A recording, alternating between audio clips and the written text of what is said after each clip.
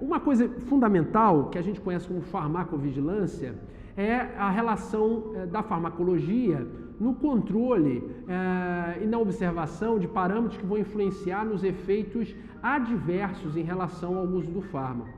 Quer dizer, quando a gente usa um fármaco, a gente quer que ele exerça uma ação e produza um efeito. A gente quer um efeito positivo, a gente quer alcançar o objetivo terapêutico, mas isso nem sempre é possível.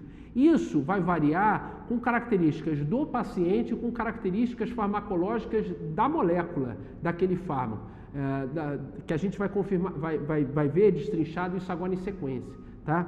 Então vamos lá.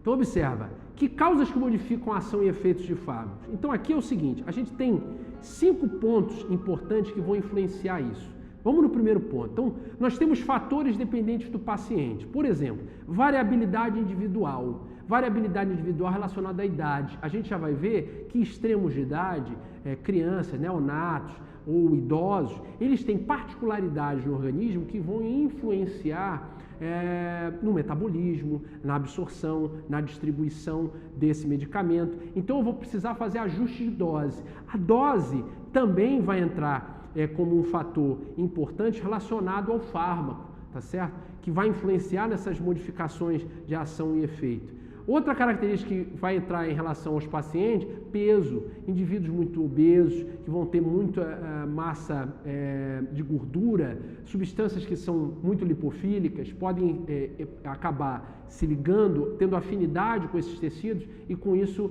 esses tecidos o tecido gorduroso vai servir de armazenamento. Isso vai alterar o volume de distribuição, vai alterar a meia-vida do fármaco, vai alterar o tempo de permanência do fármaco. Composição corpórea, idosos já tem perda de massa magra, então você já tem alteração de volume de compartimentos. Lembrem-se da farmacocinética, a gente estudou o volume de 2 compartimentos. Se eu tenho menos massa magra, por exemplo, não necessariamente eu preciso fazer uma administração, mas se precisar por via intramuscular, eu já vou ter que mudar a concentração, a dose que eu vou utilizar, ou se eu calcular o volume total, o peso daquele indivíduo, eu tenho que levar em consideração que ele tem menos tecido muscular que um indivíduo adulto jovem. Fatores genéticos é importantíssimo. Isso a gente vai conversar, eu vou dar alguns exemplos para vocês, tá? E vou explicar o que é idiosincrasias, que também é um termo importantíssimo na farmacologia. Estados patológicos, principalmente estados patológicos sejam associados a disfunções hepáticas e renais, estados psicológicos, e aí em relação ao efeito placebo do uso de um fármaco. Fatores dependentes do fármaco, forma farmacêutica, a compressão daquela forma, por exemplo, no estádio comprimido, pode alterar a desintegração, o tempo, a velocidade de desintegração, que vai levar a uma alteração da taxa de absorção. Tá? A propriedades físico-químicas, aquele comprimido desintegrado, ele precisa ter um grau de solubilidade no meio ao qual ele vai ser absorvido, na água, na gordura. Tá? A molécula, o ideal é que ela seja estável, para que eu não tenha reações com células e tecidos, podendo gerar com isso respostas não esperadas ou não desejáveis. O fármaco é sensível à luz, ele não pode ser exposto à luz, então se ele for, você tem perda da estrutura daquela molécula e com isso, se administrado, você não vai ter o efeito, vai ter perdas desse efeito. Tá? Então, condições de armazenamento, aí eu trago para baixo, fatores dependentes de condições de tempo e armazenamento. Então, temperatura, decomposição pela luz, tempo de validade, isso tudo vai influenciar. Fatores ligados a condições de uso.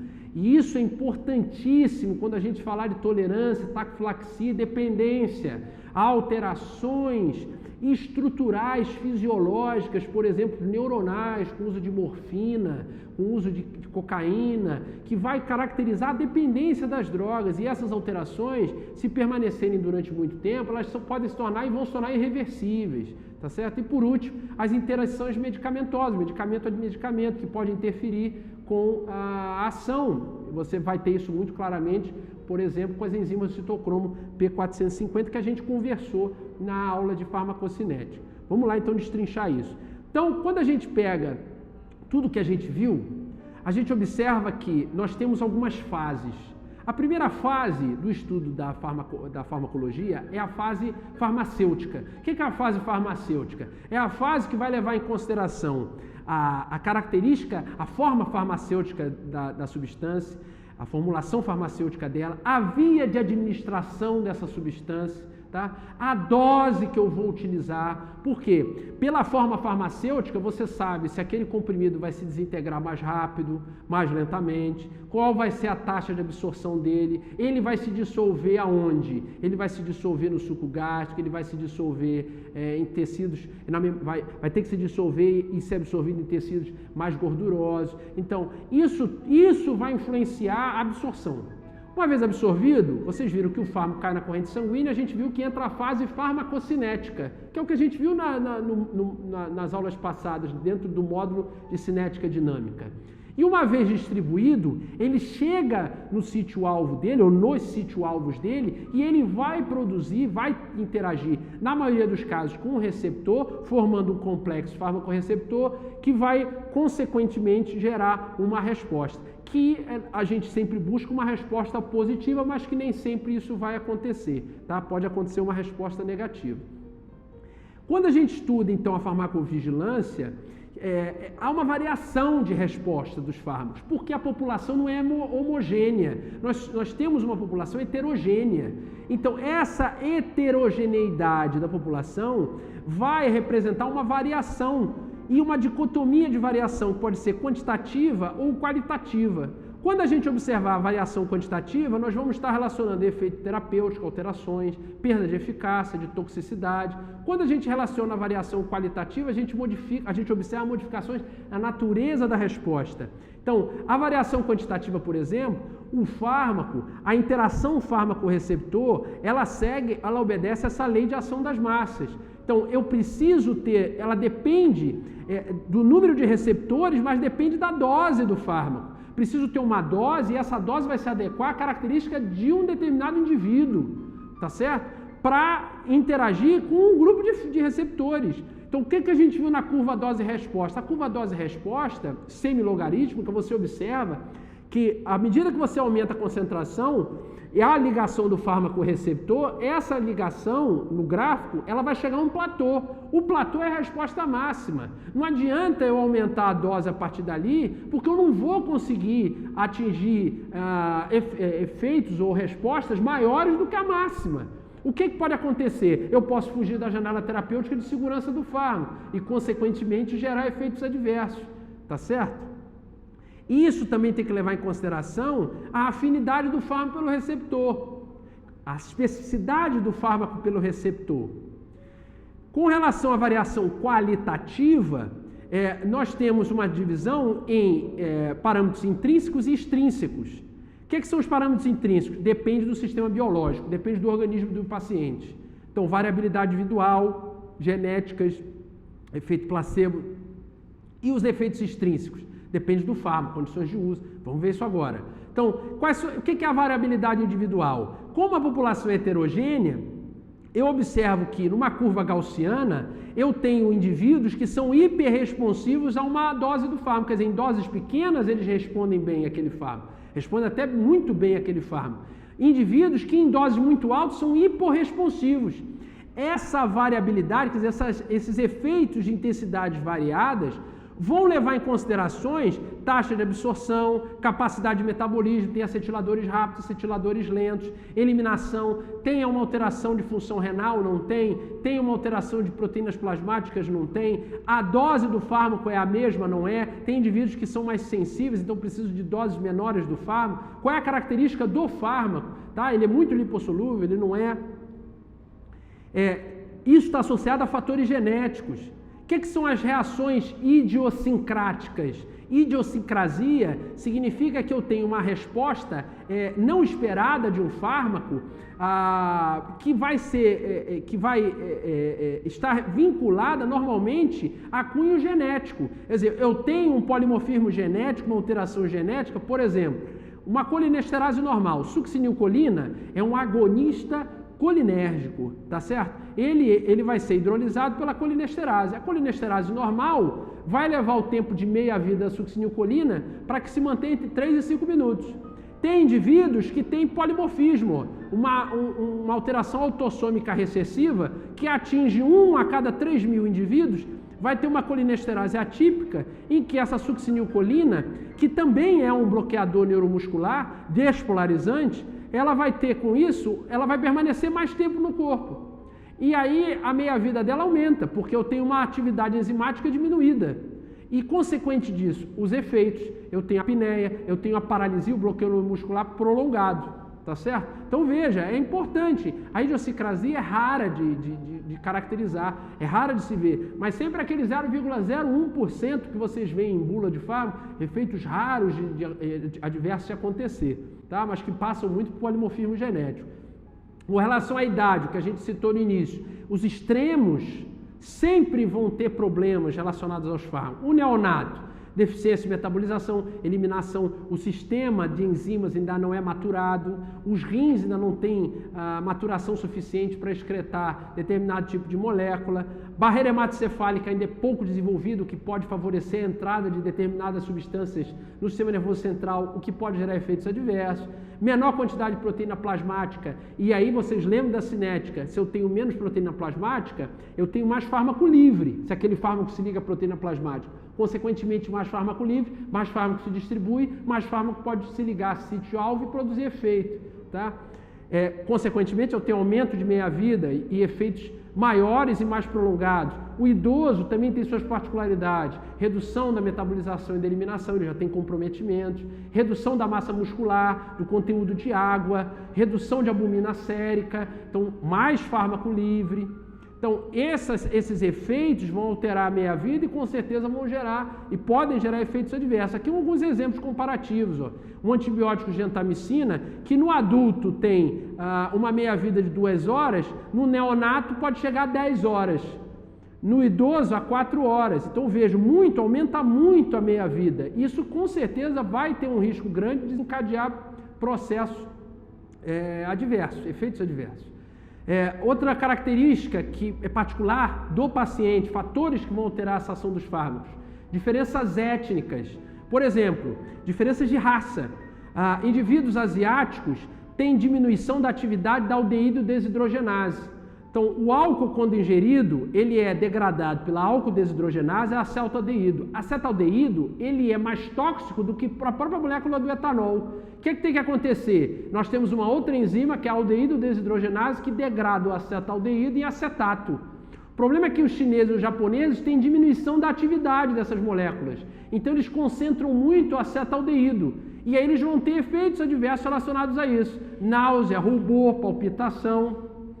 Então, diferenças de sexo. As mulheres costumam ser mais suscetíveis a efeitos adversos de determinados grupos de fármacos, por diferenças de constituição física, diferenças hormonais do que os homens. Peso e composição corpórea, aquilo que a gente já falou, quando a gente comentou dos idosos, quer dizer, se eu tenho alteração de peso, de massa muscular, de água e de composição de água corpórea, eu já vou ter alterações de volume de distribuição, eu já vou ter alterações de efeitos adversos nessa distribuição dos fármacos. Se eu tenho teor de gordura, influencia o volume de distribuição. Então, o estado nutricional também vai ser um fator dependente, que vai influenciar, dependente, característico voltado ao paciente. Estados hipoproteicos, desnutritivos, vão afetar a distribuição dos fármacos. Lactentes e idosos desnutridos vão ter alterações de metabolismo oxidativo. Tá? Estados patológicos que a gente comentou, patologias renais, insuficiência renal, insuficiência hepática vão influenciar, choque, vômitos, diarreia inviabilizável oral, estado psicológico, e aí o efeito placebo, que é um efeito caracterizado que é a motivação, né? Motivação é obter o alívio, então é a crença do paciente no agente prescrito, isso é o efeito placebo, quer dizer, melhora a doença e a adesão ao paciente, mas isso aqui não é sempre que vai acontecer, quer dizer, ele tem que acreditar naquele estado. Muitos levam até no estado nocebo, acredito que o efeito adverso é do fármaco. Então, o estado psicológico vai influenciar na terapia, tá certo? Com relação aos fatores dependentes do fármaco, aí nós temos a dose, que a gente comentou, a dose correta do fármaco vai influenciar aquela lei da ação das massas. As formas farmacêuticas, tá certo? Vão influenciar. Aqui um exemplo de 4 preparações diferentes da digoxina, que é um fármaco utilizado na insuficiência cardíaca. Então, observa, são 4 formulações de via oral e que tem variações, olha aqui, ó, variações de concentração plasmática, vocês estão vendo? Por isso, muito clínico vai preferir prescrever fármacos de referência nacional ou internacional e não prescrever genérico ou prescrever similares, porque você precisa passar por bioequivalência, tá certo? Você vê que é uma variação, é a mesma substância, mas há formulações de digoxina por via oral que podem mostrar alterações de concentração plasmática. Isso aqui provavelmente compactação, capacidade de solução, tem que passar por teste de bioequivalência, tá? Estabilidade à temperatura, se o fármaco é para ser armazenado a baixas temperaturas, ele tem que ser armazenado em baixa temperatura. Se ele é temperatura ambiente, ele tem que ser armazenado em temperatura ambiente. Tá? Estabilidade é o pH do meio, então não adianta você querer, se ele é sensível ao ácido, não adianta você mantê-lo de alguma forma, administrá-lo em um local de pH, ele não pode ser administrado por via oral. Se você administrar por via oral, você vai perder a capacidade absortiva desse fármaco. Sensibilidade à luz, ele é fotossensível, então você tem que armazenar ele de uma forma que ele não sofra interação da luz, senão ele vai ser degradado. Prazo de validade, está dentro do prazo de validade, você usa, não está, não adianta aquela história, vou usar, acabou o mês passado, eu vou usar. Mas entenda, a preparação é feita para durar um determinado período de tempo. Os conservantes, tudo é feito para durar um período de tempo, senão não teria prazo de validade, tá certo? Então não façam isso. Fatores ligados ao uso, tá? Que vão estar relacionados um pouco às causas, né? A tolerância é um fenômeno que se desenvolve, ela tem uma característica, pode ser farmacocinética, farmacodinâmica. É um fenômeno que se desenvolve com uso continuado, tá? Do fármaco. Então, o que acontece aqui? Eu tenho alterações. Então, por exemplo, você vai ver isso muito em beta-adrenérgico, receptores beta-adrenérgicos. Se você tem uma alteração muito constante por um agonista de um receptor, o organismo entende que essa sinalização ela tem que sofrer um equilíbrio. O que é que faz o organismo?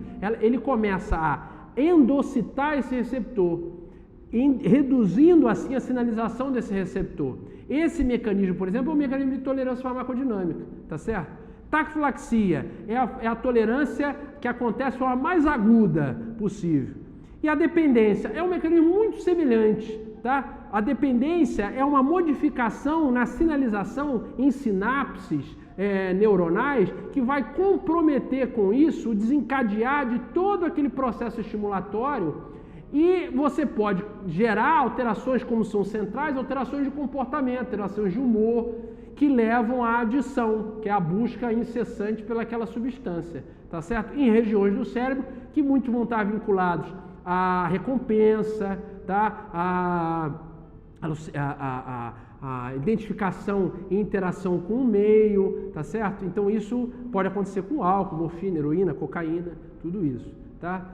Então essas interações que a gente viu, tudo isso que a gente viu também vai influenciar. Porque quando eu tenho um sinergismo, eu tenho um efeito aditivo, né? Eu tenho um sinergismo, eu tenho um efeito aditivo nele. Quer dizer, eu tenho um fármaco A com um fármaco B, eu tenho 2 vezes o efeito, eu tenho um sinergismo, tá? Se eu tenho um fármaco A antagonizando um fármaco B, eu tenho um antagonismo nessa coisa, né? O 0 a 0, tá certo? Interações qualitativas também vão ser importantes, interações químicas, farmacocinéticas, farmacodinâmicas. E o que a gente viu na farmacocinética, as interações farmacocinéticas. Quando, por exemplo, eu tenho a prescrição de um ou mais fármacos, interações medicamentosas. Por exemplo, durante a absorção, nós temos geralmente os anestésicos locais, como a lidocaína, são administrados junto com o vasoconstritor, a adrenalina. Por quê? Porque esses agentes constritores reduzem o fluxo sanguíneo na região e mantêm mais tempo a lidocaína na região, reduzindo a taxa de absorção, o anestésico faz efeito mais naquela região. Distribuição, varfarina com fenilbutazona, elas competem por ligação à proteína plasmática, todas as duas se ligam muito à proteína plasmática. Isso pode afetar a distribuição, é um outro tipo de interação medicamentosa. Metabolismo a gente conversou, a indução, inibição de enzimas hepáticas e eliminação, que a gente viu que há transportadores renais na farmacocinética e que esses transportadores renais competem de ânion, de cátions e que vão influenciar nessas interações medicamentosas. O que é que pode ser útil de interação medicamentosa? Por exemplo, em overdose de benzodiazepínicos, Rivotril, Valium, tá? O Cadil não tem mais. Alprazolam, você pode usar o flumazenil, que é um antagonista benzodiazepínico. Mas isso aqui é positivo. Mas, por exemplo, você não pode usar álcool com benzodiazepínico, porque os dois são depressores, você faz um sinergismo de potenciação negativo aqui. Os dois são depressores centrais, então o efeito vai ser uma depressão central grave, tá certo? É isso, gente.